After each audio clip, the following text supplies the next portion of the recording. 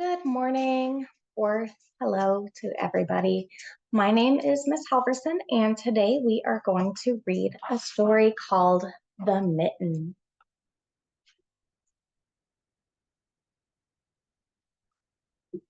This story is written by Jan Brett.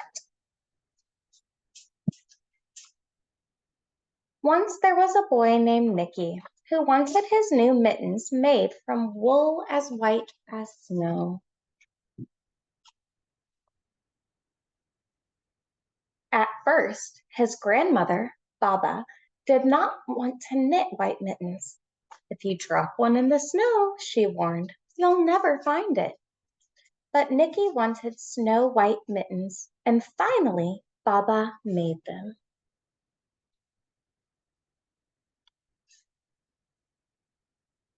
After she finished, she said, when you come home, first I will look to see if you are safe and sound. But then I will look to see if you still have your snow white mittens. So off Nicky went, and it wasn't long until one of his new mittens dropped in the snow and was left behind.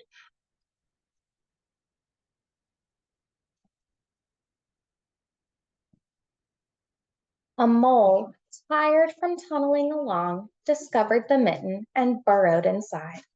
It was cozy and warm and just the right size, so he decided to stay.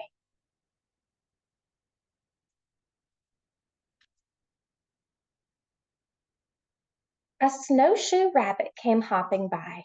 He stopped for a moment to admire his winter coat. It was then that he saw the mitten and he wiggled in. Feet first. The mole didn't think there was room for both of them, but when he saw the rabbit's big kickers, he moved over.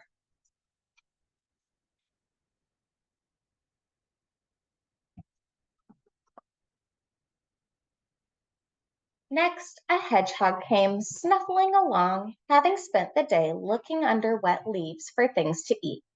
He decided to move into the mitten and warm himself. The mole and the rabbit were bumped and jostled, but not being ones to argue with someone covered with prickles, they made room.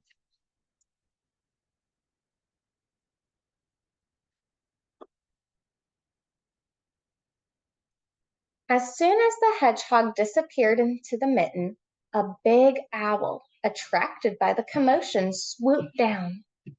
When he decided to move in also, the mole, the rabbit, and the hedgehog grumbled. But when they saw the owl's glinty talons, they quickly let him in.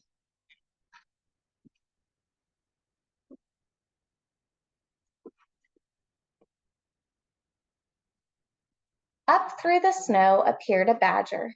He eyed the mitten and began to climb in. The mole, the rabbit, the hedgehog, and the owl were not pleased. There was no room left, but when they saw his diggers, they gave him the thumb.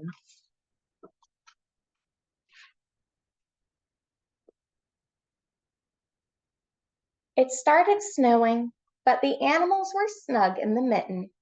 A waft of warm steam rose in the air, and a fox trotting by stopped to investigate. Just the sight of the cozy mitten made him feel drowsy. The fox poked his muzzle in. When the mole, the rabbit, the hedgehog, the owl, and the badger saw his shiny teeth, they gave the fox lots of room.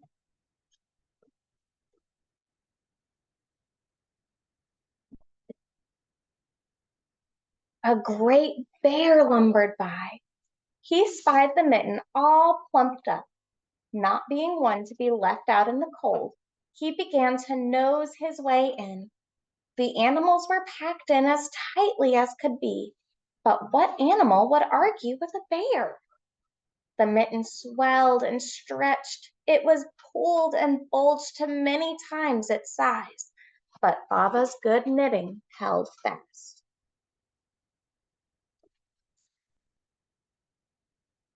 Along came a meadow mouse, no bigger than an acorn. She wriggled into the one space left and made herself comfortable on top of the great bear's nose.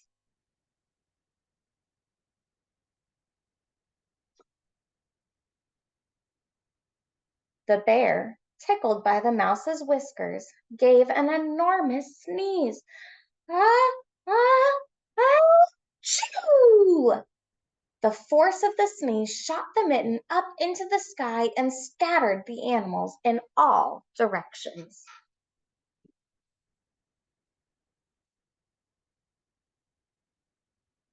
On his way home, Nicky saw a white shape in the distance. It was the lost mitten silhouetted against the blue sky.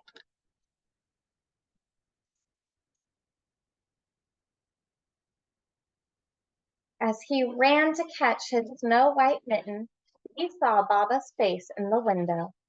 First, she looked to see if he was safe and sound.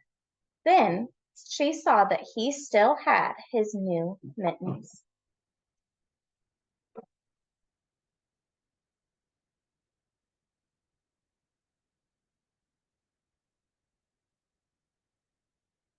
And this is the last page.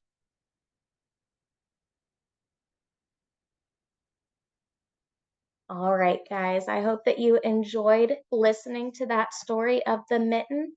Have a fantastic rest of your day. Bye, friends.